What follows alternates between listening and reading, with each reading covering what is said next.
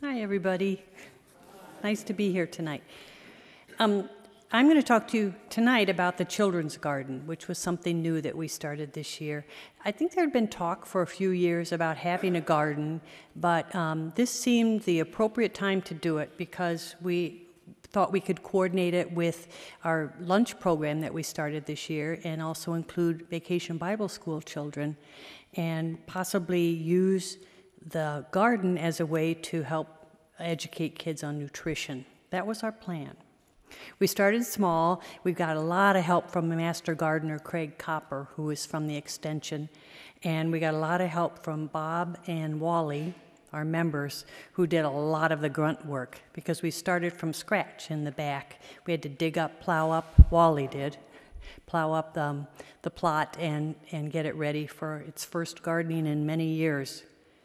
The kids, church kids, did the planting.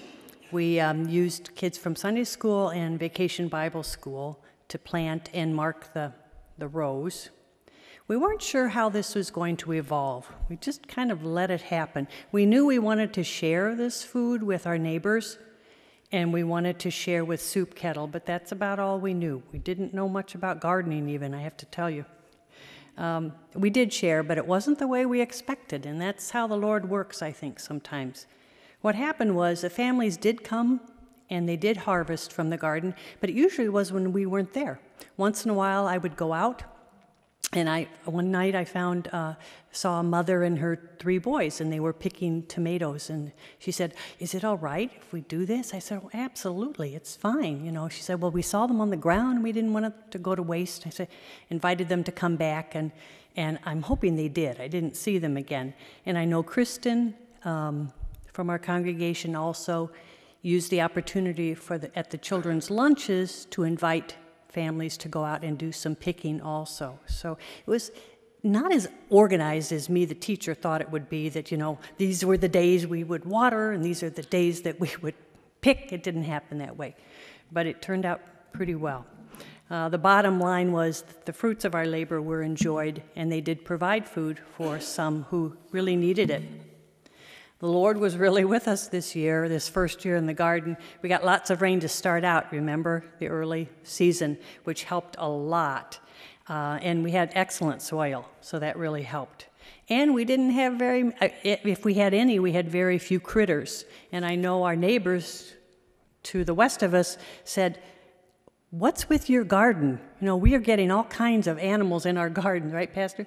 All kinds of animals in our gardens, and your garden just is flourishing. And I didn't see much evidence of animals at all. It probably helped to have our little guard dog behind us, who was often tied up in the back and likes to yap a lot. But this was just a wonderful opportunity to witness to our neighbors and to show our love and concern for them.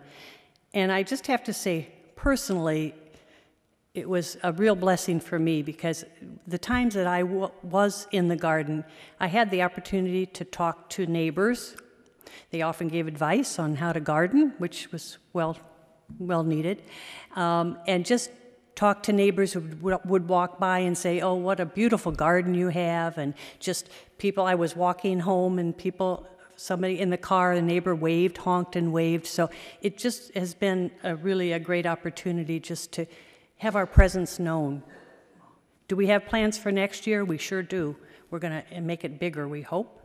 I'd like for us to try to get some more involvement early on with neighborhood children and neighborhood families. They came on after we had already planted. But we do have some names and phone numbers that we gathered from our lunches, so we'll be able to do that. And also, we'd like to increase the participation from the congregation, because it was very limited to begin with. We just didn't know what we were doing.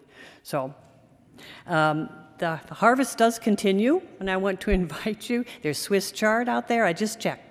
There's broccoli still, tons of green tomatoes, if you like green tomatoes or want to ripen them, and some bell peppers, so help yourself.